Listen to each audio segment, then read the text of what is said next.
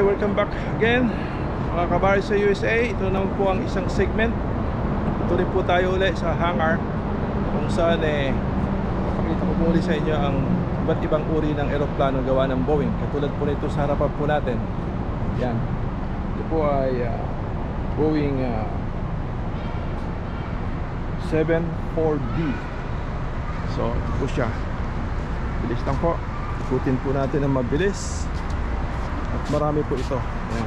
Papakita ko lang po sa inyo kung ano yung pangalan. Produced 1933. Yan. So 2 engine. Yan po siya. Yan. Yan. Yan. Ikot po tayo doon. Yan. Against the light. So hirap. Yan po. Bunganga niya. Yan. Yan. So yan. Yan. So yan. It's yun. United Airlines po ang ano ito na. Yan. So yan. Yan na po natin. Ito po natin mabilis. Yan. Naging US mail carrier siya. Carrier po sa foot. Build 1933 yan. US mail. So, yun po. Yan. Yan siya. Yan. Yan. So, yan. Pangat. Ang isa is ito po. Early commercial aviation ba? Yan.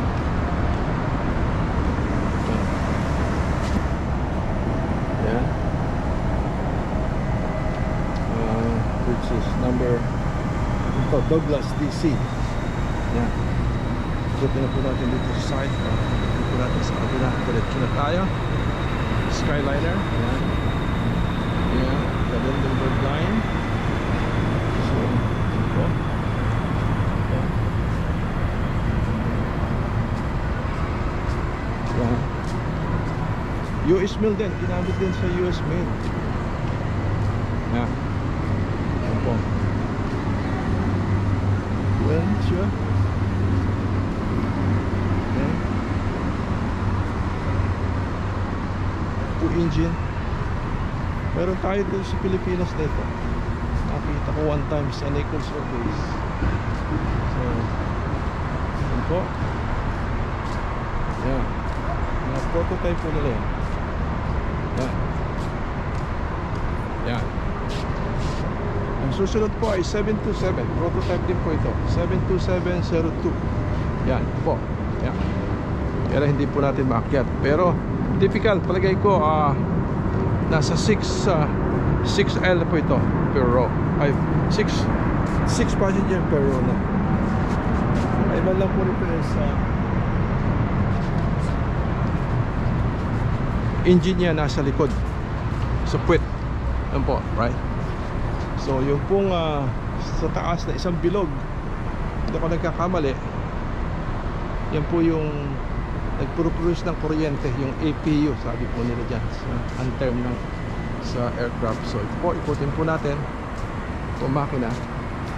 Wala siyang makina, pero dalawa lang ang makina na ito. Yan. Yan.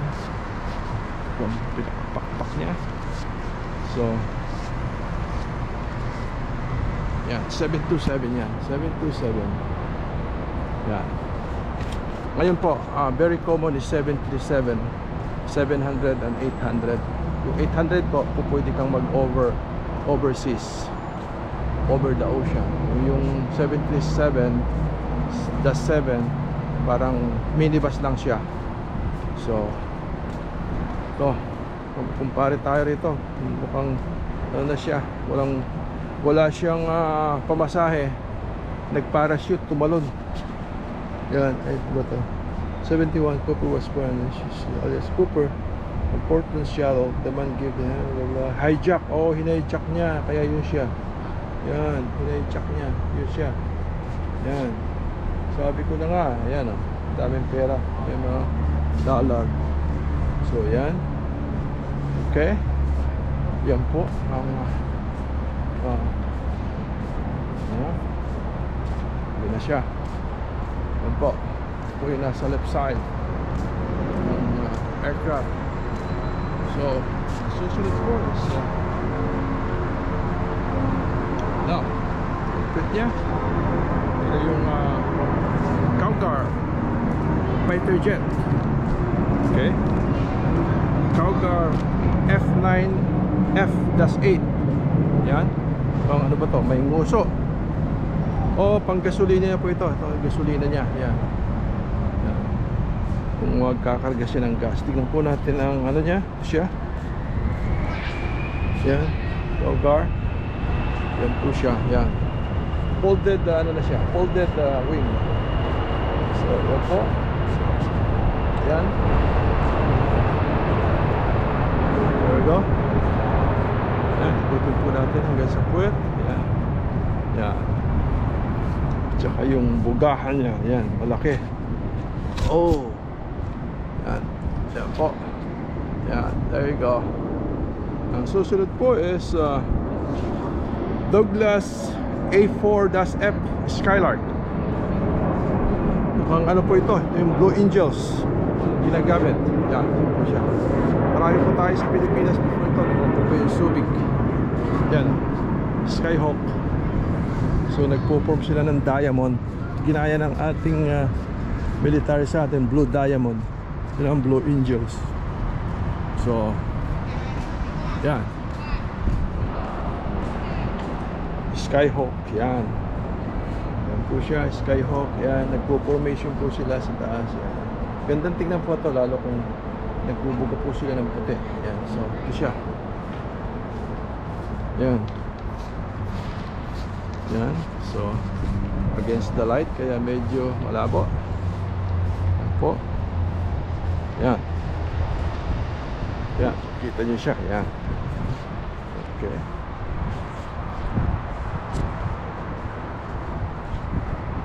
Yeah, ito naman po isa is McDonnell Douglas AV-8C Harrier. Oh, ito po yata yung nagte-take off ng vertical. Ito na siya. Mayroon din po tayo sa US. Dito ko nagkakamali. Dougal from Boeing din yata. Boeing ha. Yan o. So pagkakalam ko ano to London o Europe. So ang susunod po ay ito naman, matindi to. Maraming kargada. Is a Grumman A-6E Intruder. Yan o. Pero pag nagmamando, yan o. Hello Joe, what's up? So siya yung nagpapa-andar. Yan, Harrier. Ito siya. Nasa aircraft carrier to. Yan, yan. So Grumman. It's a Grumman Intruder. So mahirap kalabanin to. Maraming armas. Marami siyang missile. Yan o. Dami. Tomahawk missile. Tomahawk ba ang tawag po dyan? Comment lang po kung sino may alam. Yan o. Focus ko lang po. Yan o. Ang dami. 5, 10. Bali 20 ang missile niya. Yan. Hindi tayo makapasok doon. So, ito namang isa malaki din. Grumman din. EA-6B Prowler. Oh, marami tayo dito sa Subic before. Yan. Yan. Folded wings din. Yan. Gamit ng Navy. Yan. Yan. Ang daming gasolina niya. Yan pong yan. Lalagyan po ng gas yan. Yan po sa belly niya meron din. Malaki siya dahil maraming gas. Dahil malaki siya. Lakas po. So, power. Mukhang Pilipino ang ano na ito. Si Abraham Munoz. Yan. Yan po siya. Yan. Yan siya. Yan. Okay, hindi po tayo makapasok. Ang susunod po is Grumman F-14. Oh, ito very common. Meron po tayo sa Philippine Air Force ito. Yan. So ewan ko kung kaya po nating suportahan ng gas. Kaya bihira po ano lang, may isang ikot lang sa isang buwan Dalawang taon. So, yeah. Yan, F14.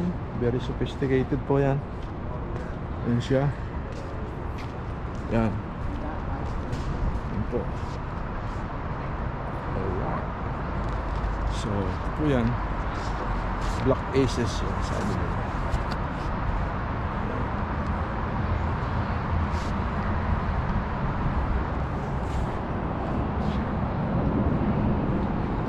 Susunod po ay Chinook helicopter. Yan po. Very common. Chinook. Yan. Yan. After ng Chinook po is the Glass Air. Susunod, vintage din po. Yan. Boeing ang may gawa po nito. Chinook. Akala ko di po nagmamanufacture ng helicopter ang Boeing. Wala, nagmamanufacture din. So iba Grumman, McDonnell, Douglas. So ito po Glass Air. Yeah, 1998. So passenger din. Let's see. Glass Air. Yan. Yan siya. Ayan. And that's too cold. Ito ang tawag sa kanya. Yan. Vintage. Alright. So hanggang dito lang po. Yan. So napasok po natin to. Ang susunod po is gamit po ng NASA to, Antonov. To Antonov NASA. Going liner. Yan. Langley Research Center. Para siyang maliit sa 727 maiksi, pero kamukha siya ng ano. Pero tingnan po natin ang level niya. Ano siya. Yan. Okay. Langley Research Center. Ginamit po ng NASA Aeronautics. Yeah. Oh, yeah, 737 series na siya. Kaya lang maiksi. So, yan. Doon po sa atin, meron po tayo nakita mga jet na parang 727. Kaya lang parang Back 111. Yung Back 111, yung maingay kung mag take off. So, yan po. Meron pang ilan pa po dito, mga vintage. Ito po, US Air Force. Jet din po ito. Kaya lang pang long distance. Yan, apat na no, pero hindi kalakihan. Yan po. Ito siya. Alam po natin kung anong pangalan niya. Yan. Po. Yan siya.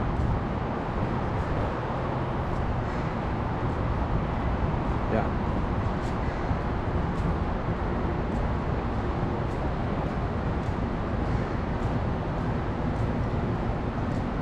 Ibang klase, tingnan nyo po. Hindi nyo po papasin, may gulong po sa pakpak. May dalawang gulong po doon sa gitna, tsaka sa harapan. And both sides ng pakpak sa may first engine, may gulong. Yun po yung isa. Ito. Okay siya, pero ang ano po nito is 4 engine siya, maliit. So tingnan po natin kung anong pangalan niya. Ay, gusto siya. B-47 Stratojet. Oh, there you go. Yan, Stratojet. Ito siya. Boeing 737 Stratojet. Yan. So, ito siya. Ang kabaryo. Yan. Gamit po ng Air Force. Yan. Yan, malaki po siya. I think 6 engines. 6 engines pala. Kasi tatlo per wing. Ito po, isa doon, dalawa dito sa gitna. So may gwardiya. Wow, Hi bro, how are you? Yan, focus natin. Ooh. Yan, ibigyan natin yan. Okay. So there you have it po mga kabayo. Sana nag-enjoy po kayo. Subscribe lang po kayo. Yan. Yan. Kuya tayong American test. Siya nag-test pilot. Si Tex Jester. Yan po. Yan siya. Yan. History. Okay. Yan po. Ang susunod po is ito naman din. Halos magkaparehas din. Kaya lang apat ang makina nito. Yan. Pang makintab na siya. Pang restored na. Oh, it's a bomber. Boeing B-29 Super Fortress. Ito siya. Super Fortress. Oh, may mga machine gun po siya sa baba. Yan. Yan. Po yung right hand side. Yan po. Ito dito ang pakpak. Yan. Pero nag-maintain. Yan. Yan po siya. Mukhang wala siyang license. Magano si Mr. Jimmy. Po, Mr. Jimmy, how are you? Siya. Apat na engine po yun.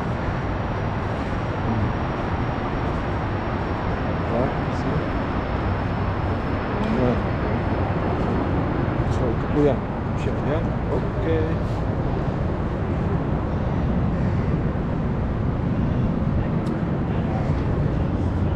Yan mukhang ito po yung naghuhulog ng mga bomba. Yan.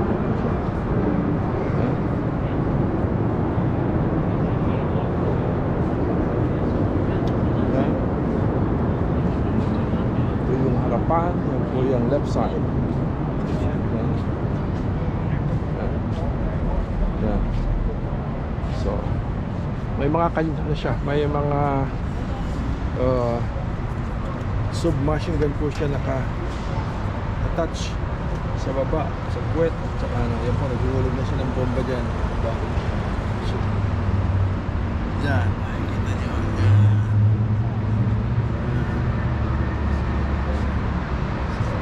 Ito po, yan ay 1942 build Fortress Boeing. Papakita ko yun sa mga gunners, mga submachine guns. Yan po. Yan. Baka yun po. Sa quit, meron din po yan.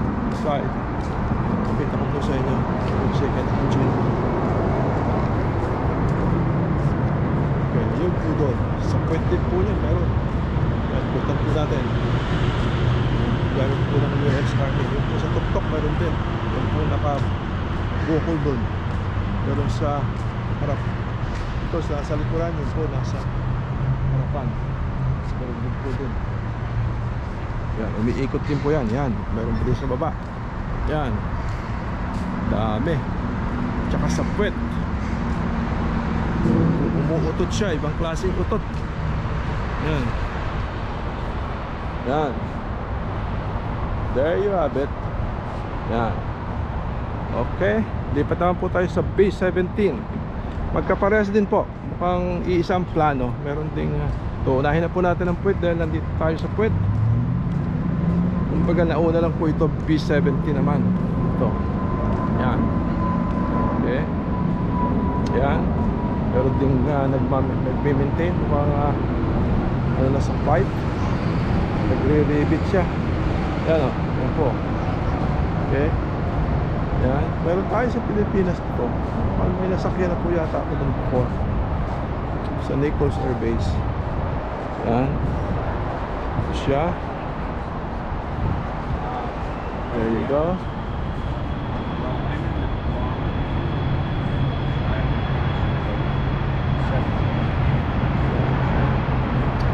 P-17. Tingnan po natin ang level niya. Bago. Let's go. Yan. Yan. Okay. Yan, nakabomba niya na, umusok na. Yan, ito yung ornament na yan. Ordnance. Yan, pumunta siya. Yan, sa amusok. Yan. Direct nag-landing. So, there you go. Yan siya. Oh, meron ding gunner po yata dito sa harapan. Yan o. Yan o. Yan o. May mga gunners. Ang dami. 3. 2. Yan. Mga 4 engines po siya. Yan. So, meron din pong submachine gun dito sa push ay sa luba. So, yan. Okay. There you have it po. Yan po yung nagtatapos ang segment po nito.